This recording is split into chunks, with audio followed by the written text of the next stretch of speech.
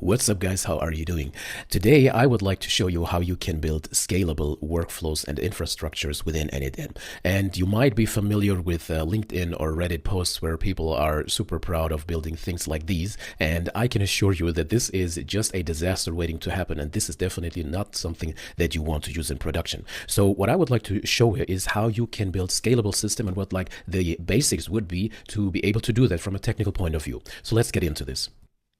All right, so let's say that I have a very simple ticket system, right, that I want to offer to my customers. And I have created this form, extremely simple, as you can see. And a customer is able to send us a message, right, send you the message, your company, and is able to focus his topics on billing issues or technical issues or the product itself, whatever, right? So extremely simple. And then he can basically describe what the problem is. And then I have prepared a Google Sheet, which is just a very simple representation of what your billing record database could look like, right? So you have a couple of names, you have their email addresses, and then you have the amount, then the billing date, and what the status of a specific invoice would have been, right? And so if, for instance, a customer would like to give us or send us a message that they are not happy with the way the billing was handled because, I don't know, maybe they got, like a invoice reminder and they have received a letter from you or an email from you, why didn't you pay your bills, and please pay your bills right now. Then, for instance, they would be able to send you a message complaining, hey, listen, I thought that the bill was due, I don't know, next week or something. And then I would want to cover all of these different types of issues that I have within this form, and I want to basically send them to a separate path, all right? So this would be the very simple use case. So just to automate a ticketing system and handle the issues automatically. So what I'm going to do is go into my n8n account, and here I have my first workflow, and this will be actually one of the major parts that we are going to build multiple workflows so that we don't end up with something like this, right? Because these are not scalable systems. And obviously today's session will not be about, this specific use case that I just told you about, but this is just an example of how you can build scalable systems that are basically infinitely scalable, if you will, right? All right, so let's start actually with the trigger, and I'm going to obviously take the form as this first trigger, right? So as the form will be submitted, this flow is going to be triggered, and I'm just going to quickly rebuild the form that I have right here. So when I jump into the note right here, then you can see I don't need an authentication right now. Title is customer support, and then I have all these different kinds of elements. I'm asking for the name, which will be a required field, and for the email, which is also a required field, and then I have the type, which is a drop-down, and then they have the option billing, technical issue, or product, and below that we also have the description, which is also going to be a text input. Okay, let's close this, and now what I want to do is, depending on the specific issue or the specific type a customer selected, I'm going to route the specific description and all of the data from that client to a different router, right? To a different path, basically. So let's do this. I'm going to click on this plus right here, and I'm going to look for the switch node. And the switch node is actually quite simple the way it works, because what this allows me is to define certain rules based on a specific condition, But before I do this, so that we just have some data we can work with, let me just quickly run this flow once so that we get some data. So I'm going to open up the form submission right here. I'm going to choose the production URL. I'm going to publish the flow so that I'm actually able to access the flow or the form rather, in a live system. So this is what I'm going to do. Let me just open this again. I'm going to copy and paste the production URL, open it up, and then I have access to the specific form. All right, so what I'm going to do is to type in my name and then type in my email address. And now I'm going to select billing issue as the first one. And let's say I got a reminder from you. I thought that the bill or the invoice was due next week. And I'm going to submit this. So the form has been submitted, and I'm going to jump back into the flow. And within the executions tab, I can now see that this flow actually was successful, and now can basically copy the data into the editor, and now I have all of that data within my flow, right? So if I open this up, then you can see that these are exactly the parameters that I just entered. So I have the name, email address, then the type, description, when it was submitted, and also the format, which was in this case production mode. The data is pinned, which is great because then we can basically restart the whole flow from the top without having to submit the form all over again, which is perfect for testing. Now, within the switch node, I'm going to open up the switch node right now. I now have access to especially the billing type, So what I'm going to do is I'm going to select the mode rules, and depending on the specific value that that one of the parameters has, I'm going to route it to a separate path. So what I'm going to do is, if the type is equal to billing, then this is going to take the first path. Right now, then I'm going to add another routing rule, and this works exactly with the same logic, which is if the type is equal to technical issue, because this is what it's called in the form, then this is going to take another path, right? And then finally, I'm going to add the same logic again, going to look for the type, and if this is a product issue, then this is going to take a different path. Now, this is already it. So if I close this, then now you can see that I am able to steer and control very granular, very detailed what is supposed to be happen based on the specific rule, right? So I'm going to rerun the flow. I'm going to execute workflow, and this has indeed taken the very first route, as you can see. So I have one item in the very first route. By the way, I can also rename this if this is, a little easier to basically understand which path was taken. So what I'm going to do is toggle the rename output, and I'm also going to do this with both of the other fields, and then I'm going to rename the product output as well. And if I close this, then now you can see that they're actually named, the paths are actually named accordingly. All right, now why are we even doing this? Because, I mean, at the end of the day, we could now obviously build all of the rest of the flow like something like this, right? And then we have a router, and then it's just going to lead me to a different path. But as I've mentioned already, building systems like these are a very bad practice, because if you have any kind of error, let alone performance, then it's going to be extremely hard for yourself and also for a client, right, within a live system in production to maintain all of this, let alone if there's an error happening, right? Because this will basically destroy the whole flow. So there's a saying in programming, if that is a big project that you are used to, supposed to divide and conquer, so you basically are going to build modularized systems that enable you to build microservices, and each of those flows, and this is exactly what we're going to do, is going to be easily maintainable. It's going to be easily understandable, that you actually know what each and every one of those steps is actually doing, and this is definitely the best practice. And if you want to build live systems that are production ready, you should go with this principle.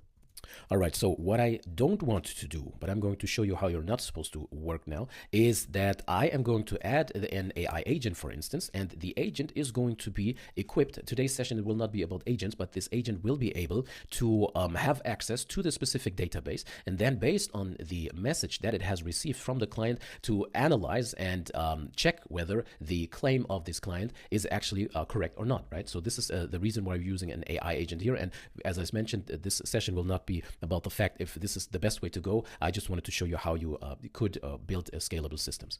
So I've just added an AI agent here, and I'm going to add a chat model. I'm going to use OpenRouter, and this is connected to my OpenRouter account, and the model, I'm just going to keep it as the default GPT 4.1 mini, and I'm going to also rename this GPT 4.1 and then mini, and that's already it. So obviously I also need a prompt, so I'm going to open up the agent again, and then first of all, where should this prompt actually come from? Should it be coming from the connected chat trigger node, or should we define it below? And since we don't have a chat trigger node, this option doesn't make sense, right? So what we want to do is to use the option define below, and then we can actually enter our prompt right here.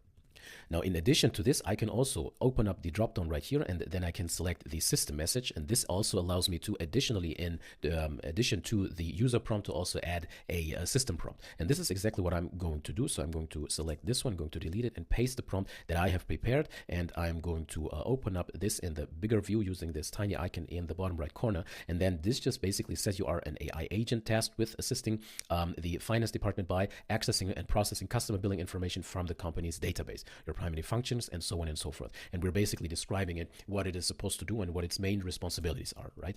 And feel free to use that prompt to rebuild this whole system. All right, so the next thing is that we want to have the user message. And what I'm going to do here is also paste the prompt that I have prepared. So this is an inquiry from a customer, and then we have the customer name. And now we are going to drag and drop all these fields that we have received previously from the form, right? And I'm going to do the same with the customer email. Then we have the ticket type, which could also be interesting. And then we have the actual message, which is the most important thing based on what the customer or the client has sent us. And just as a reminder, so we have the system prompt down here, which is going to be chronologically the first message that the agent will receive, and then it will be adding the user message to the system message right below that. Okay, perfect. So let's close this. And as you remember, we told the agent right now that it's supposed to have access and check the database, and we therefore want to give it access to the specific Google Sheet. And obviously, if you want to connect it to a real database, then you wouldn't use Google Sheet for this. We're just going to take this as an example. So what I'm going to do is to click on the Tools connector, then I'm going to look for the Google Sheets tool.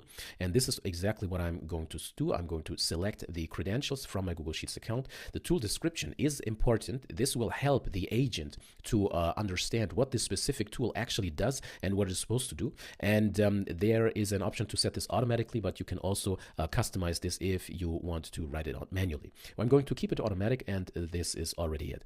The next thing is that we want to use a resource, and the resource we are going to work with is a sheet within a document, and the operation will be to get row, right? Or to get rows rather, because we want to enable this specific agent with having access to the specific doc and taking a look at the information that's in there, right? That's saved there.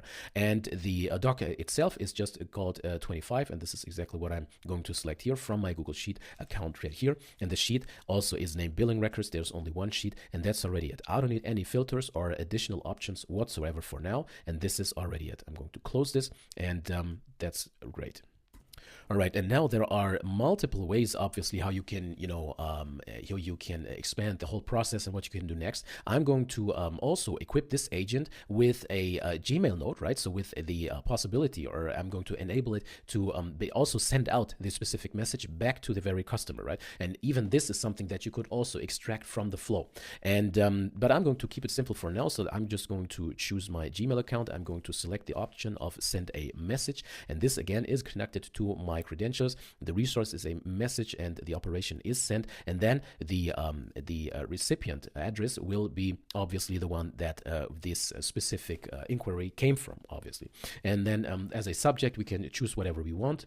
So let's just name it your question about, and then we can, for instance, take the type, and then we have the name of the specific category, right? So we have your question about billing or about your invoice, whatever, right? So we can do this statically. And then the message itself will be coming from the specific agent, right? So we are going to execute it now so that we have access to the variable that it output, and this is what we are going to send back to the client. So I'm going to click on execute previous notes, and then we'll just wait. And now it has responded. I couldn't find any billing record for Aziz Omar, and then with my email address, which makes sense because I forgot that we have the sample data right here, right? So I obviously need to send that email from the according email address so that it is able to find the specific record it's supposed to be looking for. So I'm going to resend the form, right? And I'm going to send it with one of these sample entries. So let's just take Alice Johnson. I'm going back into the customer support form. So this is Alice Johnson, and in the form, this will be the name. And then I'm going to take this email address right here, because obviously we just want to take a look at this example. I'm going to take the same path, and then I'm going to also use the same description. I got a reminder from you. I thought that invoice was due next week. This is nice. This is perfect. And then I'm going to submit it. And now before we receive this, we need to make sure that we get rid of this problem right here so that we are also able to publish it. So I'm just going back into this, and let me actually just disconnect it here. And then I'm going to publish it again. All right, and now it is published. You can see this from the green icon on the top right corner, and I'm going to resend the form again. So I filled out the same form exactly like I just did. Going to submit it. Form was submitted. Back into n8n. I'm going to take a look into the executions, and now you can see that it is actually currently running. Now it's succeeded, and we have our agent's response right here. Great. So I'm going to copy this into the editor, and now I'm going to take a look into the response. So Alice Johnson has an invoice of $250 due on the 25th of February. The status of invoice is due. All right. So it created the response. Perfect. Now, what I'm going to do is to reconnect it with the Gmail flow. And I didn't explicitly told it that it is supposed to also formulate the response to the client, right, or to the customer. So this is something that we would need to take care of. But this will not be about prompting today. So what I want to do is to jump back into the Gmail note, and I'm just going to take it as is and take this as the response to the customer, right? It's not important what the agent is saying right now. The important part is actually, first of all, that we now have a working system, right, which is interesting. and which can definitely free up a lot of time for our customer support service, right? And but the thing is, if this was a more complex flow, then you can see that this will quickly grow into something like this, you know. So we don't, or we haven't built a live system yet. We haven't added any error handling or something like this. So this is something that we need to be aware of, that these are not, or this is not a scalable flow right now. All right. So how can we take this logic and put it into another flow and have the same main workflow basically, which is then able to route the specific issue to a specific other flow, right? And this is actually quite simple, because what we are going to do, we are going to disconnect this flow right here, and then I'm going to cut it from the current flow. I have opened up another flow, which is our Scalable Workflows demo 2, and I'm just going to paste it right here. So I'm basically taking the same logic that we already have, right? And the only thing, obviously, is that we now need to connect this flow and this flow, you know, and here you can already see, if you have a flow like this and you have a flow like this one, then these are extremely simple, and these are very, you know, clear in regards to what they are doing and how they are connected, and this is something that's easily maintainable, and if there's an error, if there's an issue, that it does not lead to a complete failure of the whole infrastructure and of the whole system, right? Because there are fallbacks that you can build into this, so that you are basically independent, or the flows are independent from each other, right? And this is something that you don't have with a huge flow like a monolith, as we have seen in this case, right? All right, so how do we connect these? This is also quite simple. So I'm going to zoom in a little, and I'm going to select the connector right here. And what I'm going to look for is to execute a sub workflow. And here you can see that these are helpers for calling other n8n workflows. And this is perfect. And it even says this. Let me just jump back into this. You can see used for designing modular microservice-like workflows. Perfect. This is exactly what we want to do. So if I choose this, and then I'm going to take the only action that's available here, execute a sub workflow, then you can see that I have access based on the source to all the flows that I have within my account. However, there is one precondition, one condition that this that a flow needs to adhere to be listed here, which is that they need to have a special trigger so that it is available for us to select in this drop down here. All right. So before we select this, I'm going to close this right here, but this is definitely the way to go. I'm going to jump into the next flow that we have built, where we have set up our agent, and this doesn't have a trigger yet, right? So this is something that we need to take care of, and this will also solve our problem. So what I'm going to need for this is this trigger right here, which is called when executed by another workflow. And as you can see, this is pretty self-explanatory. So I'm going to take this, I'm going to connect it to the agent, and if I open this up, then you can see that there's an input data mode, which basically allows me to choose between a static set of fields, if you will, that you allow, that are allowed to enter into this specific flow in regards to the data. So which data points are allowed to be received by the specific flow. If you want it simpler, then you can just select the second option, or the third option rather, is to accept all data. So no matter how, or no matter what comes in from a parent flow, right, into the sub workflow, you're just going to accept it. And for brevity's sake and simplicity's sake, this is what we are going to do. And if you choose this, then you can already see that all the options are gone, and now we are actually able to call this very flow and to pass on the data that's coming from the parent workflow into the subsequent sub workflow right here. All right, fantastic. So the only thing that we need to be aware of, that we are able to choose this sub workflow from our parent workflow right here, is that it needs to be published. This is extremely important. Obviously, if you're working with live systems, it's supposed to be anyway, but also to make it available for the parent workflows. So this is what I'm going to do. I'm going to publish it right here, click on publish, and that's already it. If I now jump back into the parent workflow, and I'm going to jump into the execute workflow again, and if I want to choose this now, then now you can see that I do actually have access to this Scalable Workflows 2 and then demo, and this is exactly the one that we just published. Perfect. So I'm going to select this right here, and this is already it. And here you can already see that we also get the remark from n8n itself, which says this sub workflow will consume all input data passed to it. You can define specific data, right? A specific expected input in the sub workflow trigger. And this is referring to, if I jump back into the sub workflow and I've opened the trigger right here, this is referring to this option right here. But as I've mentioned, we are going to take the easy route right now. We are just going to accept all data. So this is not something that we need to be concerned of.